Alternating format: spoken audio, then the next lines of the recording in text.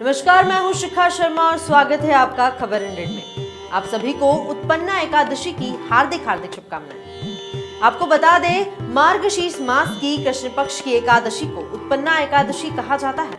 इस एकादशी तिथि का हिंदू धर्म में विशेष महत्व है। इस दिन भगवान विष्णु के लिए लोग व्रत रखते हैं व उनकी पूजा करते हैं। इस व्रत को सभी दुखों का अंत करने वाला व्रत कहा गया है। इससे सभी प्रकार के दुखों का नाश होता है। आपको बता दें, एकादशी एक देवी थी जिनका जन्म विष्णु जी से हुआ था। उत्पन्ना एकादशी के दिन ही एकादशी प्रकट हुई थी, इसलिए यह दिन उत्पन्ना एकादशी के नाम से जाना जाता है। और इस बार उत्पन्ना एकादशी 11 दिसंबर यानी कि आज है। आइए जानते हैं इस व्रत की खास बातें और उत्पन्ना एकादशी का महत्व। ऐसा माना जाता है कि जो भी व्यक्ति उत्पन्ना एकादशी का व्रत करता है, उस पर भगवान विष्णु की असीम कृपा सदैव बनी रहती है।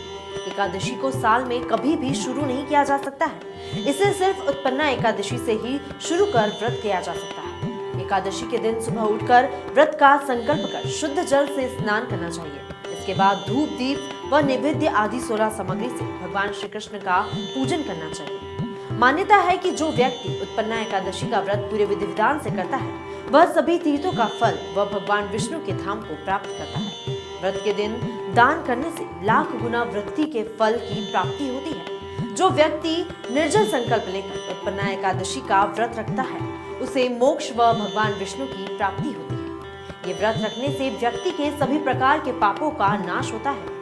आइए जानते हैं उत्पन्ना एकादशी की व्रत की कथा। पुराणिक कथाओं के अनुसार सतयुग के समय मूर नाम का राक्षस था। उसने अपनी शक्ति से स्वर्ग लोक को जीत लिया था और हमेशा स्वर्ग में आतंक मचाया करता था।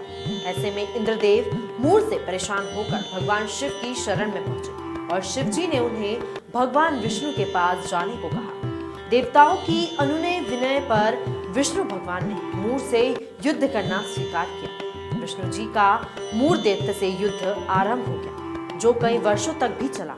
इसी बीच विष्णु भगवान को नींद आ गई और लड़ाई को बीच में छोड़कर ही विष्णु भगवान बद्रिकाश्रम में हेमवती नामक गुफा में जाकर विश्राम करने चले गए। मूर भी उनके पीछे पहुंचा और मूर ने उन्हें सोता देख उन पर तलवार से वार करना चाहा, लेकिन तभी भगवान विष्णु के शरीर से एक कन्या प्रकट हुई और उसने मूर का सिर उसके धड़ से अलग कर दिया। जब भगवान विष्णु की नींद खुली तो वो बहुत प्रसन्न हुए और कन्या को मनचाहा वर मांगने को कहा।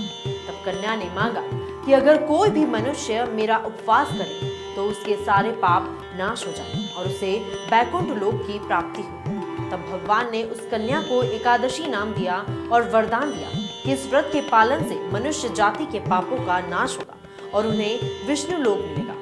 आपको बता दें, उत्पन्ना एकादशी का मुहूर्त सुबह 5:15 से सुबह 6:05 तक का है। वहीं शाम का मुहूर्त 5:43 से 7:03 तक का रहेगा।